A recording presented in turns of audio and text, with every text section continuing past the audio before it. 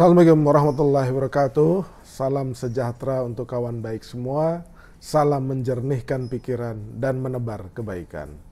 Kawan baik, ngomong-ngomong tentang politik, kalau kawan baik ingin mengetahui politik lebih jauh, tentu saja kita harus memulainya dengan belajar tentang sejarah politik di Indonesia. Kenapa sejarah politik itu penting? Supaya kita mengetahui perjalanan bangsa ini. Tidak hanya perjalanan tokoh-tokohnya, tapi juga perjalanan demokrasi atau perjalanan dinamika politik dan sejarah atau perjalanan setiap partai politik. Sering orang bilang di Indonesia itu bahwa politik di kita itu masih berbau politik aliran. Maksudnya aliran yang merujuk kepada politik di tahun 1955.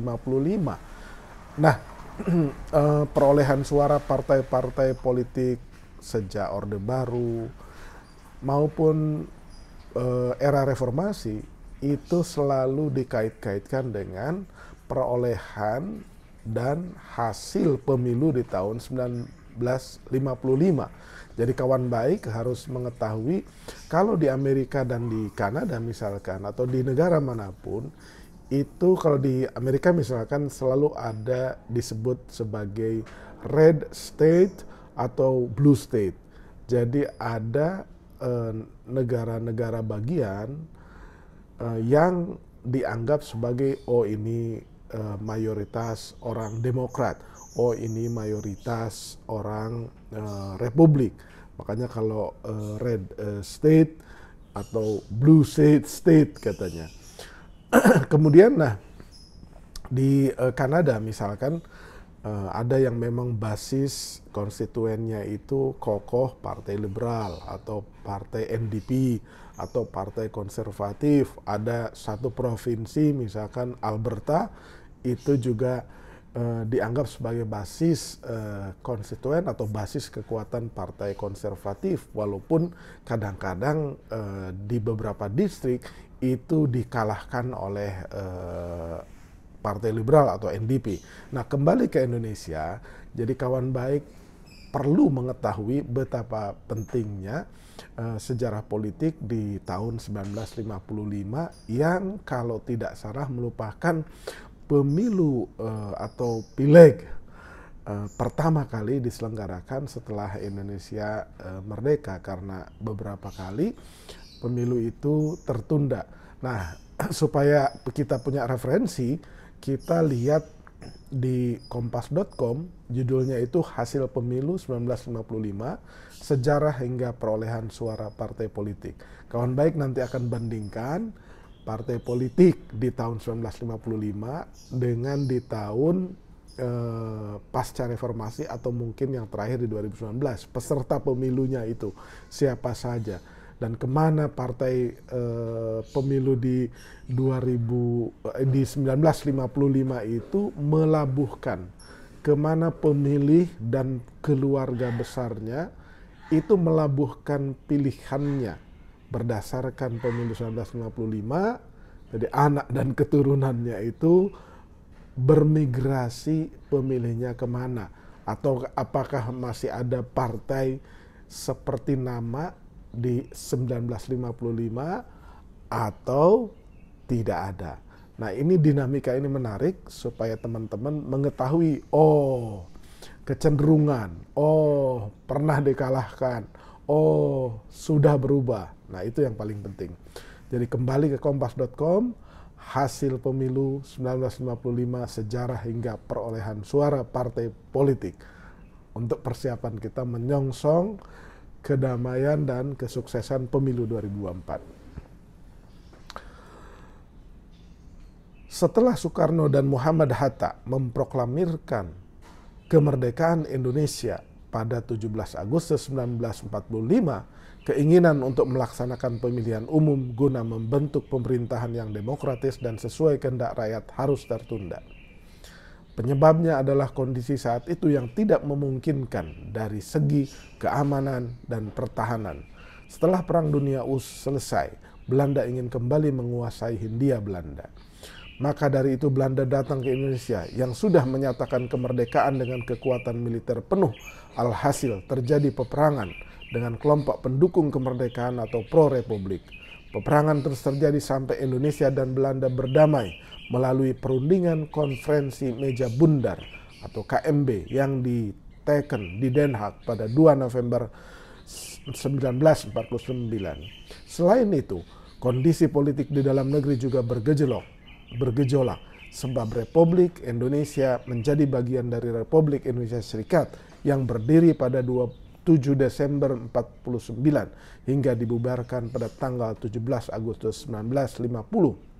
Kondisi keamanan di dalam negeri juga ketika itu diwarnai dengan konflik yang memicu sejumlah gerakan pemberontakan, yakni pemberontakan Partai Komunis Indonesia atau PKI di Madiun pada tahun 1948. Pemberontakan Darul Islam Tentara Islam Indonesia, DITI Jawa Barat, Jawa Tengah, Aceh, Kalimantan Selatan, dan Sulawesi Selatan 1949 sampai 1962. 3. Pemberontakan Angkatan Perang Ratu Adil atau APRA di Bandung pada 23 Januari 1950. 4. Pemberontakan Andi Aziz di Makassar pada 1950. 5. Pemberontakan Republik Maluku Selatan atau RMS pada 1950. 6. Pemberontakan Merapi Merbabu Kompleks di Jawa Tengah pada 1947. 7. Pemberontakan Revolusioner Republik Indonesia PRRI dan Perjuangan Rakyat Semesta atau Permesta, biasa disebut sebagai PRRI Permesta di Sumatera pada 1950. 8. Pemberontakan Angkatan Umat Islam AUI di Kebumen pada 1950, pemberontakan Ibnu Hajar di Kalimantan Selatan pada 1954, pemberontakan Batalion 426 di Kudus pada 1950. Jadi begitu banyak pemberontakan sehingga para pemimpin Indonesia ketika itu tidak memungkinkan untuk menyelenggarakan pemilu sesegera mungkin. Karena hal itu, pelaksanaan pemilihan umum perdana di Republik Indonesia baru bisa dilakukan setelah satu dasawarsa, yakni pada 1955. Jadi merdekanya 45, baru bisa pemilu di tahun 1955. Jadi satu dasawarsa itu 10 tahun. Pemerintahan pertama Indonesia yang dipimpin Soekarno-Hatta sebenarnya sudah menyatakan keinginan untuk menyelenggarakan pemilu di awal 1946. Hal itu tercantum dalam maklumat 10 atau maklumat Wakil Presiden Muhammad Hatta pada 3 November 1945.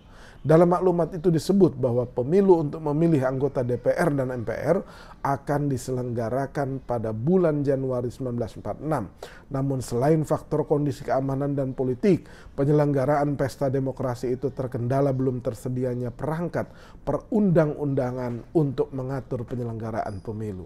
Pemerintah juga sempat mengeluarkan Undang-Undang Nomor 27 Tahun 48 tentang pemilu yang kemudian diperbaharui dengan Undang-Undang Nomor 12 Tahun 49 tentang pemilu. Di dalam Undang-Undang Nomor 12 Tahun 1949 diamanatkan bahwa pemilihan umum yang akan dilakukan adalah bertingkat atau tidak langsung dengan alasan agar tidak terjadi distorsi karena mayoritas warga negara Indonesia pada waktu itu masih buta huruf. Mengutip naskah sumber arsip jejak demokrasi pemilu 1955 yang dirilis Arsip Nasional Republik Indonesia tahun 2019, pemilu 1955 digelar pada masa pemerintahan Kabinet Perdana Menteri Burhanuddin Harahap. Kita dulu pernah punya Perdana Menteri, orang Sumatera, Burhanuddin Harahap, marganya Harahap. Dasar hukum penyelenggaraan pemilu 1955 adalah Undang-Undang Nomor 7 Tahun 1953. Pemilu saat itu dilaksanakan untuk memilih anggota parlemen, DPR, dan konstituante. Pemilu 1955 diikuti oleh lebih dari 30-an partai politik dan lebih dari 100 daftar kumpulan dan calon perseorangan. Banyak sekali. Partai politik peserta pemilu 1955 adalah sebagai berikut. Nah ya, kawan baik lihat semua, Partai Nasional Indonesia atau PNI, Majelis Syuro Muslimin Indonesia Masyumi, Partai Nahdlatul Ulama NU, Partai Komunis Indonesia PKI, Partai Syarikat Islam Indonesia PSII, Partai Kristen Indonesia Parkindo, Partai Katolik, Partai Sosialis Indonesia, Ikatan Pendukung Kemerdekaan Indonesia, Pergerakan Tarbiyah Islamiyah atau PERTI, Partai Rakyat Nasional PRN, Partai Buruh Gerakan Pembela Pancasila GPPS, Partai Rakyat Indonesia PRI, Persatuan Pegawai Polisi RI P3RI, wah ada juga pegawai polisi, Partai Musyawarah Rakyat Banyak Murba. Nah ini baca sendiri kawan baik semua, ya. Ada lagi Partai Politik Tarekat Islam, Persatuan Dayak, wah ada Persatuan Dayak, Persatuan Rakyat Desa, wah. Jadi ada juga Angkatan Komunis atau Komunis Muda Akoma. Nah yang perseorangan tuh R. Sujono Prawirosudarso. Sistem yang digunakan pada pemilu 1955 adalah perwakilan proporsional, dengan tiap daerah pemilihan mendapatkan jumlah kursi atas dasar penduduknya. Setiap daerah berhak mendapatkan jatah minimal 6 kursi untuk konstituante dan 3 kursi untuk parlemen. Setiap daerah berhak mendapatkan jatah minimal 6 kursi untuk konstituanse dan 3 kursi untuk parlemen. Pemilu dilakukan 2 kali, yang pertama pada tanggal 29 September 1955 untuk memilih anggota-anggota DPR, yang kedua dilakukan tanggal 15 Desember 1955 untuk memilih anggota-anggota Dewan Konstituante. Hasil pemilu 1955 terdapat 260 jumlah kursi DPR dan 520 kursi untuk konstituante. Wah, benar ini ya. Ini masih ditambah dengan 14 wakil golongan minoritas. Nah, kalau minoritas ini kalau disuruh tarung, ya dikhawatirkan mungkin tidak akan mendapatkan suara, gitu. Jadi ini masih ditambah dengan 14 wakil golongan minoritas yang diangkat pemerintah. Mulanya wilayah Indonesia dibagi dalam 16 berdasarkan sistem perwakilan proporsional. Namun dalam pelaksanaannya Irian Barat gagal melaksanakan pemilu karena daerah tersebut masih dikuasai oleh Belanda sehingga hanya tersisa 15 daerah pemilihan. Nah ini yang menarik. Jadi hasil pemilu 1955 itu 3 besarnya itu di DPR adalah PNI, Partai Nasional Indonesia, dengan 8,4 juta suara atau 22,32%. Dan kursi DPR-nya itu 57 kursi parlemen. Yang kedua siapa? Yang kedua Masyumi, ya, Majelis Syuro Muslimin Indonesia, dengan 7,9 juta suara atau 20,92%. Bedanya tipis nih, ya. Jumlah kursinya sama, 57 kursi juga. Yang ketiga, nah ini yang kawan baik harus lihat. Yang ketiga itu Nahdlatul Ulama NU dengan 6,9 juta suara atau 18,41%. Kursinya berapa? 45. Nah, itu. Nah, yang keempat, ini yang menarik juga. 4, Partai Komunis Indonesia PKI, suaranya 6,1 juta. Persentasinya 16,36%. Kursinya 39. Jadi 4 besar itu, tadi 3 besar, 4 besarnya itu masuk PKI. Yang lainnya Partai Syarikat Islam Indonesia PSII, suaranya 1 jutaan, kursinya 8. Parkindo, nih dulu ada namanya Partai Kristen Indonesia, suaranya 1 juta atau 2,66%, kursinya 8. Ya, ada lagi Partai Katolik. Jadi ada Partai Kristen, ada Partai Katolik. Partai Katolik ini suaranya 770.000, 2,04%. Kursinya 6. Ada lagi Partai Sosialis Indonesia PSI ini. Suara 753 juta. Kalau tidak salah ini partainya Pak Sumitro Joyohadikusumo nih. Bapaknya Pak Prabowo. 9. Ikatan Pendukung Kemerdekaan Indonesia atau IPKI. Suaranya 541.000, 1,43%, kursinya 4. 10. Pergerakan Tarbiyah Islamiyah PERTI, suaranya 483.000 atau 1,28%, kursinya 4. Terus PRN, kemudian Partai Buruh, 2 kursi nih Partai Buruh. Sekarang Partai Buruh juga ada tuh yang diketuai oleh Said Iqbal untuk persiapan 2024. Nah, jadi ini suaranya Murba, ini dikenal juga.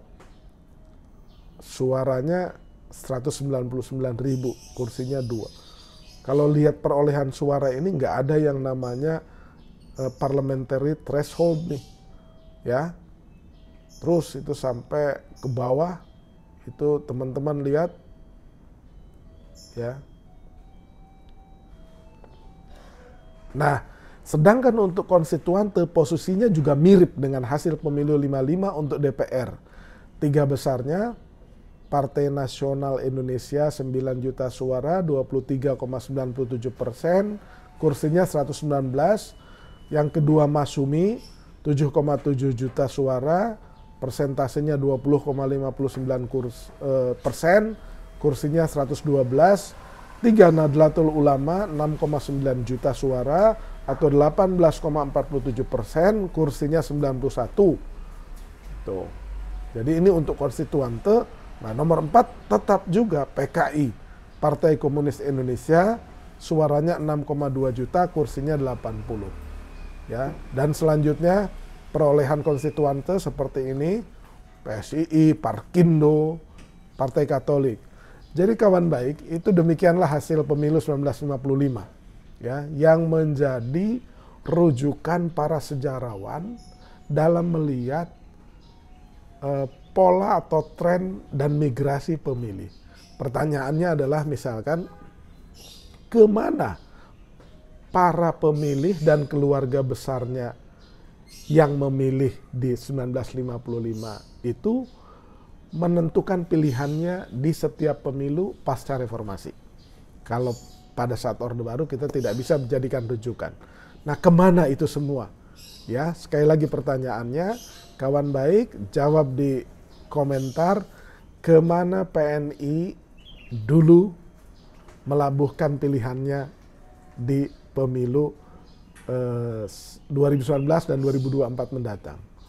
Kemana pemilih dan keluarganya, anak keturunannya Masyumi melabuhkan suaranya di 2019 dan 2024.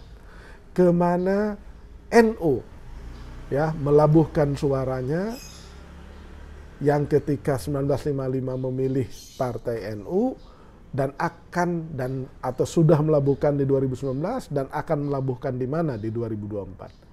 Kemana PKI, anak, keluarga dan keturunannya yang memilih ketika itu di 1955 telah melabuhkan pilihannya selama ini pasca reformasi atau 2019 misalkan dan 2024 mendatang.